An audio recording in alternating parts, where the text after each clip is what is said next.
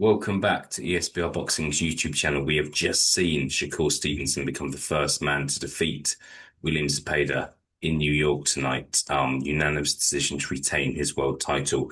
Now, good to be joined by you as always. I'll let you take it away. Yeah, what are your thoughts on that? A different side to Shakur Stevenson tonight, but still a kind of a dominant points victory. What did you make of that? Yeah, I thought it was a really entertaining fight. I thought, as you said, first of all, I think, and I text Danny actually, and I said that people need to put more respect on Shakur Stevenson's name after this for the moments that he did kind of dig in when he needed to, when he was hurt, and when he took center ring, and stood there with Cepeda, and just proved, let his quality show, his hand speed, his superior technical ability. And then even on when he had his back against the ropes, defensively he was outstanding.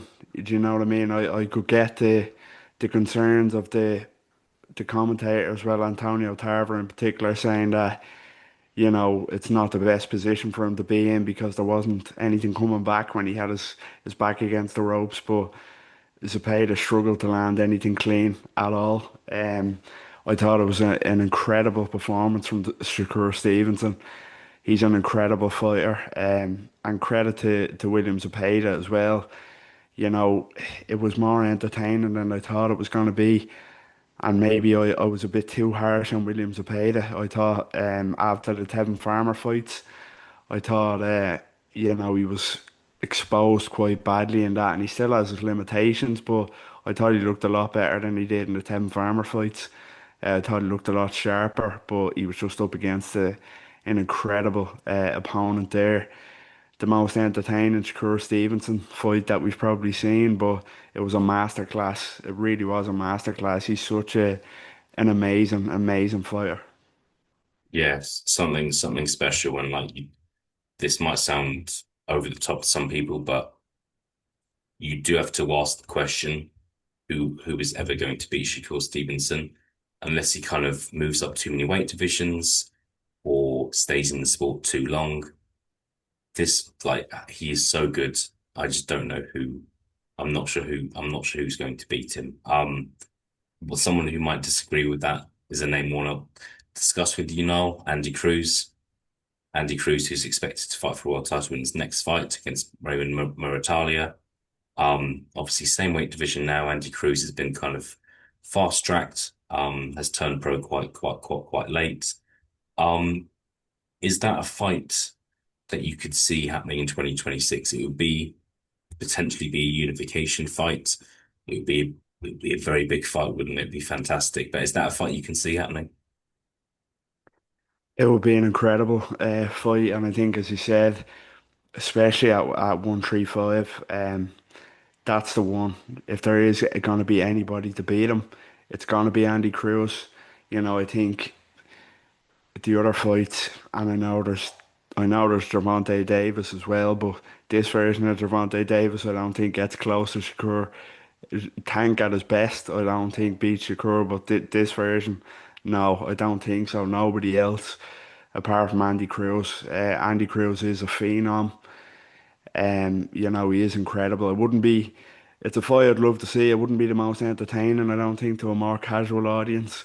But for purists, for proper die-hard boxing fans, it'd be one of the most highly skilled fights that we'd see.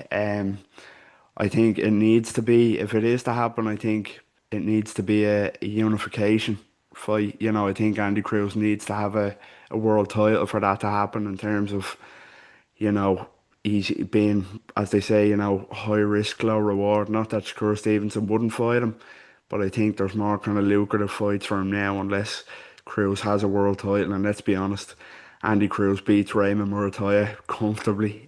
No disrespect to Murataya, but hopefully we do see that next because Andy Cruz, Shakur Stevenson is huge, and it's the only thing left. Well, apart from a tank fight, but who knows what's going to happen in that Rotary match. But yeah, it's one of the only things left for Shakur Stevenson at lightweight because nobody else gets remotely close to him.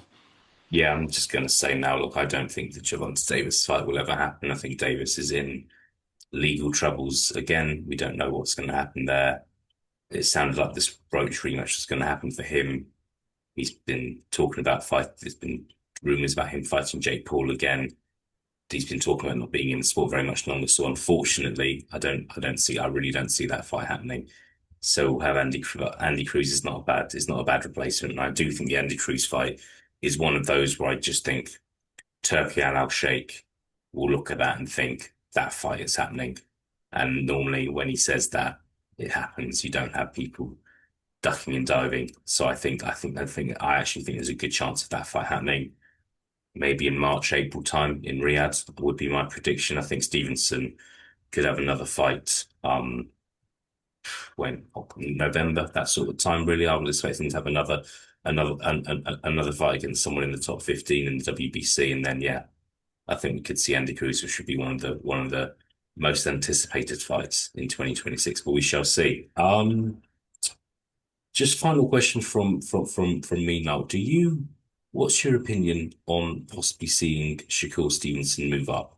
He's a three-weight world champion, which is fantastic. He's still kind of a fairly young fighter, but there's some fantastic fights at 140, aren't there? Like we've seen a fantastic 140 fight earlier this evening. You don't need me to kind of tell you who the other contenders are at 140. Do you see that happening anytime soon, if at all?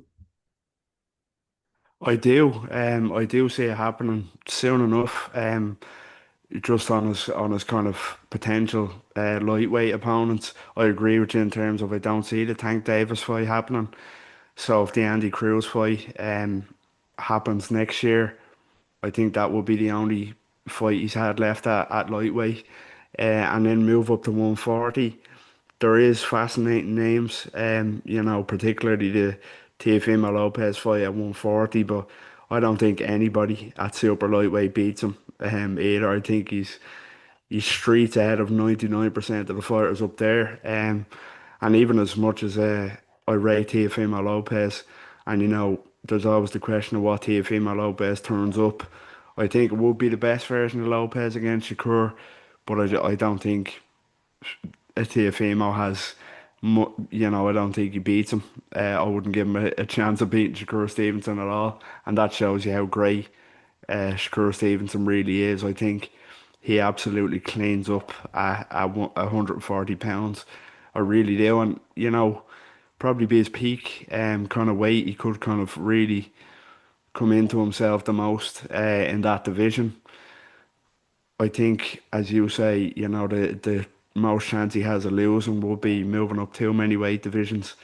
People say welterweight would be too far from. I know that's probably a long way down the road, but he could do very well there as well. You look at the fighters now at welterweight. I know you've good fighters in Brian Norman, Devin Haney, names like that. But Shakur Stevenson could even do well up there. But yeah, I think 140. He absolutely cleans up, and I do think it's gonna happen within the next 18 months, surely. Yeah, I hope so. I hope so because I do think he's comfortable at lightweight. Looks great at lightweight, but I just think that um, I would say this time next year there's going to be that urge for kind of for big fights as he gets to kind of the end of his twenties as well, and when he's in his prime, he's going to want to be in the right place at the right time. So we'll see. But it's very exciting. I feel like me and you are on the same wavelength here is in terms of being on kind of the Shakur Stevenson hype trains. He is certainly a very special talent. We'll see what's next for him. Now, good to be joined by you as always. Thank you very much, and I'll speak to you again soon. Cheers, take care.